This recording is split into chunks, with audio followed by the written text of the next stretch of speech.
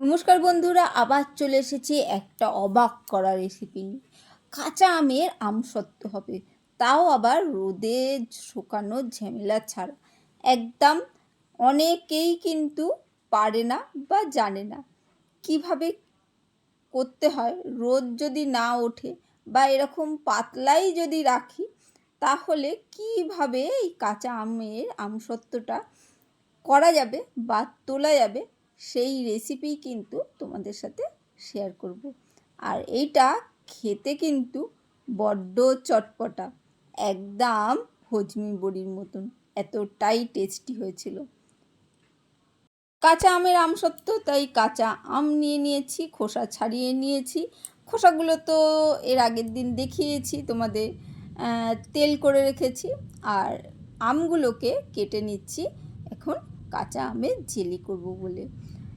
আটি হয়ে গেছে, আটি থেকে আমগুলো কেটে বার করে দিচ্ছি। আমগুলো যেহেতু ঝড়ে পড়েছিল, সেই জন্যে আমগুলো একটু থেতলে থুতলে গেছে, তাতে কোনো অসুবিধে নেই। আমি তো কেটে ছোটোই করে নেব, তাই এইভাবে আস্তে আস্তে করে আটি থেকে আমি আমগুলো ছোট ছোট করে কেটে বের করে নিচ্ছি। বড় ছুরিটা নিয়েছিলাম, অসুবিধেই হচ্ছিল, তারপরে ছোট ছুরিটা নিয়ে আস্তে আস্তে করে সর থেকে আমি আমগুলো বের করে নিচ্ছি আটি থেকে। আটিটা তো কোনো কাজে লাগবে না, আটি থেকে আমগুলোকে বের করে নিতে হবে। যারা এখনও পর্যন্ত কাঁচা আমের আমসত্ত্ব বানাওনি, অবশ্যই বানিও, এতটাই খেতে টেস্টি হয়। বারবার মনে হবে পাকা আমের আমসত্ত্ব থেকে কাঁচা আমের আমসত্ত্বটাই বানাই। আর রোদের ঝামেলা দেওয়ার নেই, সেহেতু এই বর্ষা ওয়েদারে বৃষ্টি যখন হলো, সেই সময় তো আমগুলো পড়েছে, সেই সময় আমগুলোকে করেও ফেলতে হবে। কিভাবে করবে সেই সব তত্ত্বই কিন্তু আমি শেয়ার করব। প্রত্যেকটা আমি কিন্তু ভালো করে কিন্তু আমি এইভাবে কেটে বের করে নেব। একবার বানালে কিন্তু বারবার বানাতে সবাই বলবে। আর একদম যেমন হজমি বড়ি হয় না, সেই রকম মশলা দিয়ে কিন্তু আমি বানাবো, তাই মশলাটাকেও তোমাদের ভালো করে শিখতে হবে। অবশ্যই ভালো করে একটু ধৈর্য ধরে দেখে শিখে নিও, না হলে প্রবলেম হবে। আমগুলোকে কেটে নিয়েছি, ধুয়ে পরিষ্কার করে নিয়েছি এবং এখানে জল গরম বসিয়ে আমগুলোকে সেদ্ধ হতে বসিয়ে দিচ্ছি। একটু সেদ্ধ হলে আমগুলো করতে সুবিধা হবে, কাঁচা জিনিসে করতে কিন্তু অসুবিধেই হয়, আর সেটা ঠিকঠাক থাকবেও না, তাই সেদ্ধটা জল দিয়ে করেই নিতে হবে।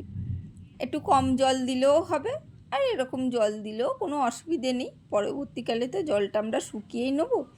চলো, আমগুলোকে বসিয়ে দিয়েছি সেদ্ধ হওয়ার জন্যে। আর যারা এই পর্যন্ত এসেছো, দেখতে শুরু করে দিয়েছো, লাইকটা দিতে ভুলে গেছো, তারা লাইকটা দিয়ে দিও। আর যারা অলরেডি লাইকটা দিয়ে রেখেছো, তাদেরকে অসংখ্য ভালোবাসা আর অসংখ্য ধন্যবাদ।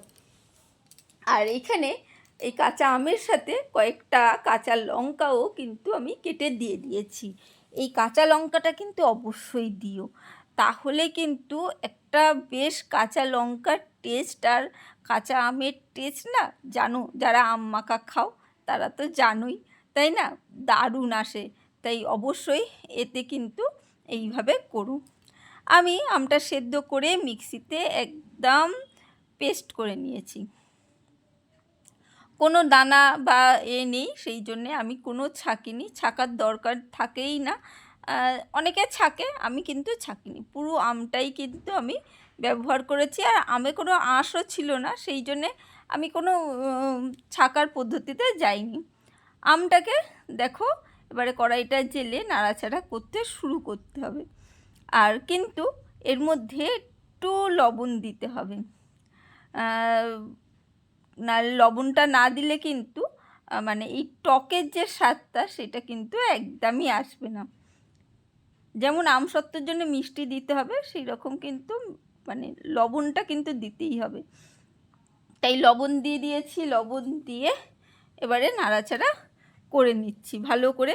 একটু বেশি পরিমাণে, বেশি বলতে অনেকটা না, এক চিমটে সেরকম লবণ দিলে হবে না, তার চেয়ে একটু বেশিই দিতে হবে। আন্দাজ করি দেখে বুঝতে পেরেছো। চলো এবারে ভালো করে নাড়াচাড়া করছি। আর লঙ্কাগুলোও কিন্তু ভালো করে পেস্ট হয়ে গেছে। আর এখানে দিয়ে দিলাম বেশ খানিকটা চিনি, কারণ টক আম তো সেইটা একটু ব্যালেন্স করার জন্য মিষ্টিটা রাখবে। আর একটু টক মিষ্টি ঝাল কিন্তু এই আমসত্ত্ব হবে, তাই বেশ খানিকটা চিনি কিন্তু আমি দিয়েছি। আর চিনিটা দেওয়ার সাথে সাথেই দেখবে মেশালেই আমটা মানে জলটা একদম পাতলা হয়ে গেছে। তাই এটাকে নাড়াচাড়া করে কমাতে হবে। আর কাঁচা আমের জেলি করছি যেহেতু, তাই একটু সবুজ রং কিন্তু আমি দিয়ে দিলাম, যাতে সুন্দর একটা রং আসে। সেই জন্যে এক ফোঁটা রং এর মধ্যে দিয়ে দিয়েছি। আর নাড়তে নাড়তে রংটা আরও গাঢ় হয়ে যাবে, সেটা কিছু করার নেই। কিন্তু কাঁচা আমসত্ত্ব করছি, একটু কালারিং না করলে মানে কাঁচা আম না দেখতে ভালো লাগলে সবুজ সবুজ দেখতে বেশি ভালো লাগে, মানে বাচ্চারা কিন্তু দেখে খেতে ইচ্ছা করবে। প্রথমেই তো খাওয়ার জিনিসে আগে দর্শনধারী হতে হবে, তাই না? তাই কিন্তু একটু ফুড কালার দিয়েছি। আর দিয়ে ভালো করে কিন্তু কন্টিনিউ নাড়তে হবে, না নাড়াচাড়া করলেই কিন্তু তলায় লেগে যাবে এবং সেটা নষ্ট হয়ে যাবে। এখানে সামান্য একটু আমি দিয়ে দিলাম হচ্ছে চাট মশলা। চাট মশলাটা দিয়ে ভালো করে নাড়াচাড়া করে নিচ্ছি, ভালো করে মিশিয়ে কিন্তু আমি নাড়াচাড়া করে নিচ্ছি। দেখো অনেকটা কমে এসেছে। আর এখানে দেখো এই মশলাটা দিয়ে দিচ্ছি। এই মশলাটা কিভাবে তৈরি করেছি চলো সেটাকেও দেখাবো। সেই মশলাটাকে দিয়ে ভালো করে নাড়িয়ে চাড়িয়ে মিশিয়ে নিচ্ছি। দেখো খুব ভালো করে দিয়ে দেখবে একটু ডেলা টেলা পেকে যাবে, কিন্তু খুব ভালো করে নাড়াচাড়া করতে শুরু করবে, দেখবে আস্তে আস্তে ভালো করে কিন্তু মশলাটা এর মধ্যে মিশে গেছে।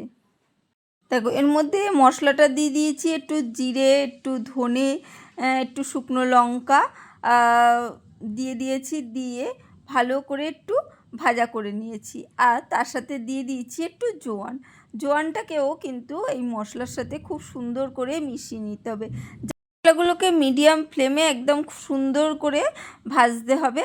আর তারপরে এর মধ্যে দিতে হবে সামান্য একটু পাঁচফোড়ন, সেটাকেও কিন্তু খুব সুন্দর করে মিশিয়ে নিতে হবে।